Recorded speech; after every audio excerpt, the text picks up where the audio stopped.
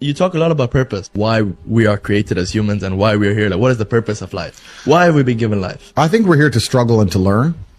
I don't think we're here to be happy. That's why when we keep going back to the happy argument, I've always found that kind of frustrating and annoying. Yeah. When someone goes, oh, but I want to be happy. Why? Why? Why do you want to sit there and laugh? Like you were happy your entire childhood. That's your happy days. You're allowed to be happy as a kid. It's all over now, right? You're a man. You have responsibilities. I think we're here to do important things, and important things are going to be difficult and they're going to be hard and you're going to get frustrated, but that's what gives you purpose. I think we're here to struggle. I think we're here to endure pain. Yeah. I think we're here to just see how hard we are to kill. I think that going through terrible things and living through them and coming out the other side is one of the most fantastic things about being human. I think that it's almost like once you understand what life is really about, there's no emotion which isn't enjoyable. The only emotional state which can be seen as detrimental is feeling nothing at all. But if you're sitting at home and you're feeling truly heartbroken, at least you're feeling something, right? And I think that's the whole part of being human. I think we're here to struggle. I think we're here to go through pain. I wake up each day and go, what can I attack? What problem can I solve?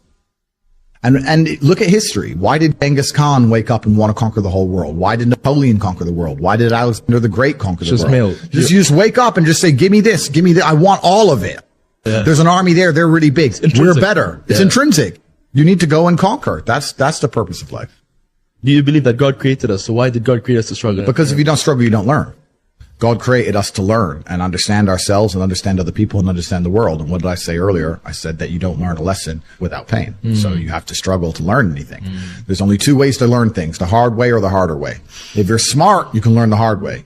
But in my experience, 99% of the planet only learn the hardest possible way. If you want to feel happy inside of yourself and you want to feel content and you want to feel stable inside of yourself, you need to live true to God. And I'm not saying you can't drink a little bit of alcohol or not party or not have a little bit of fun, but you have to be a good person. I don't believe in the societal paradigms in which they have tried to construct this idea of happiness. I don't believe or subscribe to the way that happy and sad is currently understood by the masses of the population. I think if you are anything less than absolutely distraught, you are happy. You're a version of happy. It's like saying gray is a version of black, right? No matter how light the gray is, you can still call it a version of black. And unless you've gone through an event, which hopefully doesn't happen too often, like the passing of a family member or something that's truly destructive and detrimental to your mindset, besides these events, which hopefully only happen a few times in your life, you should be happy. If you're not crying or paralyzed in silence due to the absolute magnitude of a detrimental circumstance or the absolute magnitude of a negative event, then you are a version of happy. So I am always happy is the short answer. I don't believe in not being happy. I don't believe in not saying to myself I'm happy. I'm always a version of happy. And this idea of chasing happiness and always being concerned and preoccupied with how happy you are is actually the biggest mistake that a lot of people make, I think, in the world today. Especially men who wake up and go, oh, I don't really feel happy, so I need to get happier. And that's how they end up down a hedonistic path of drugs or alcohol or gambling, chasing pleasure. I don't care how I feel. I don't care if I feel happy or sad. It doesn't really affect what I do each day. I do the exact same things. I act the exact same way. I don't care. I don't put weight to the significance of the emotion. So I always consider myself a happy person, but if I woke up and I was slightly less happy one day than another, it wouldn't affect anything I do and I wouldn't put any relevance to it. I'm human and that's life. So yeah, am I any happier now that I have hundreds of millions of dollars than before I was broke? Not really, but I was never unhappy. I'm the same state that I was then that I am now. I have work to do and I will do it. It's as simple as that. Well, also, there's no light without dark, and there's no joy without pain. You can't have a rainbow without a little rain. No matter how hard you chase pleasure and happiness, there's going to be dips and troughs in between. There's going to be come downs and downtrends, and you're going to have the juxtaposition between that time you were laughing your head off and acting giddish like a child and the time that you feel depressed as such. And I think it's much better to just adopt a very disciplined, stoic mindset. I'm always the same base level of happy regardless.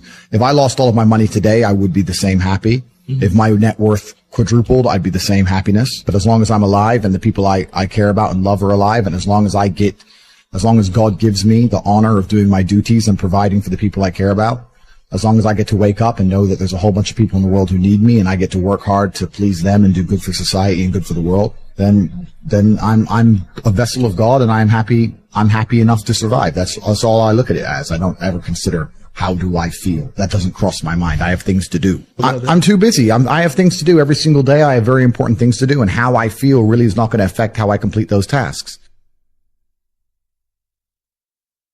Anybody can be steady when there is no storm. The true skill set of a leader is to be steady in the storm, not hysterical, not anxious, but steady in the storm. You are closer to there than you have ever been before. But God is not big on details. He tells you, we're going to the other side. He does not tell you what's going to happen on the way. There are things that scare the living daylights out of you on the way. It's not the takeoff that you have to be concerned about, because most things take off good. Most business ventures take off good. Most little babies start out good. The takeoff is always great. It's the things that happen in the middle that challenge your ability to be steady. And there you are in a crisis, in a storm, and you're trying to get to the other side. Wherever there is, wherever God has predestined for me to go, I want you to notice that He determined the end from the beginning. He knew where He wanted you to go before He formed you in your mama's belly. He had predestined for you to go to a place. But in the process of getting there, storms arise. The one thing that we all have in common, black or white, rich or poor, short or tall, the one thing I can guarantee you that all of us will face, male or female, is a storm. There is nobody you're going to meet or fall in love with that will avoid the fact that storms are built into God's plan. You have to know that He equipped you with a fire extinguisher and an emergency exit and an automated system that even when you can't see Him, you can hear Him. And if you will follow His voice, you will get to the other side. The first thing we do when we get in the storm is to try to fix the storm. The storm is not yours to fix. You cannot fix the storm. And this drives you crazy, but it's particularly difficult for men because we are raised to fix stuff. And there are some women who feel that way too. You feel like you failed if you don't fix it.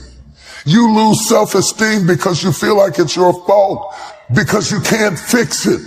And I came to tell you, every storm that comes your way is not your job to fix. Storms don't always warn you that they're coming.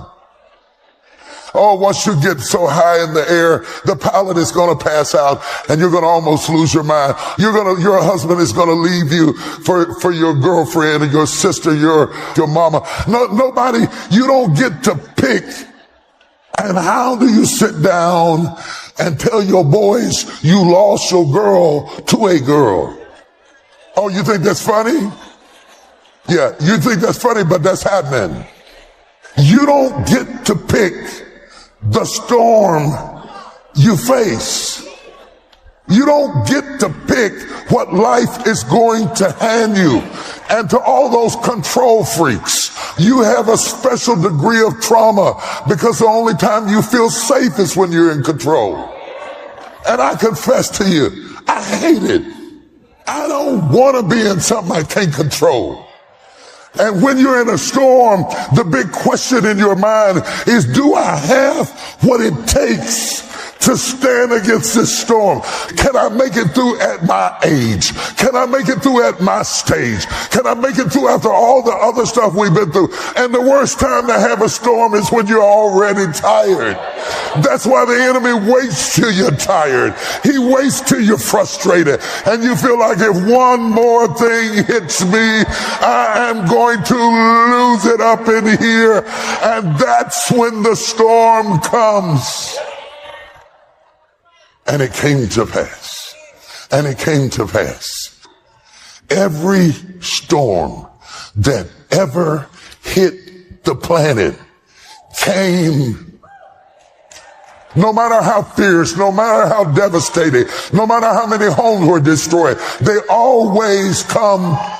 And no matter how severe, no matter how terrible, no matter how many lives were lost, families were lost, it still comes to pass. How many times in your life have you gone through something you thought you wasn't going to make it? Where are my real people at this morning? I'm never going to make it out of this. This is too much. I can't handle it. I can't take it. And half of the stuff that broke my heart and almost drove me crazy, I can't even remember. It's in my rear view mirror. But in that moment when that storm hits, can I be steady in the storm? I've had some tough storms. And I learned that what I have to do is be steady in the storms. Can I talk to you this morning? Stop wishing for other people's stuff because you don't understand all the things they have to put into it to be ready to handle it. If your perspective doesn't change, you will misunderstand that God allowed the storm to give you an experience that nobody else ever got to have. You want an uncanny anointing? Go through an uncanny storm. You want an uncanny influence? Endure an uncanny storm. You don't get this by wishing for it. You get it after you've suffered a while. There are no shortcuts to the storm. Oh, do you hear what I'm talking to you about? And this is not a time to faint. And this is not a time to give up. And this is not a time to die. No matter what happens to you, it ain't over. Ain't no such a thing as over. As long as God wakes you up, that means he ain't through with you yet. Every painful time, it's developing something in you that can only be developed in the tough times. When you get into a tight spot and everything goes against you, never give up then, for that is just the place and time that the tide will turn.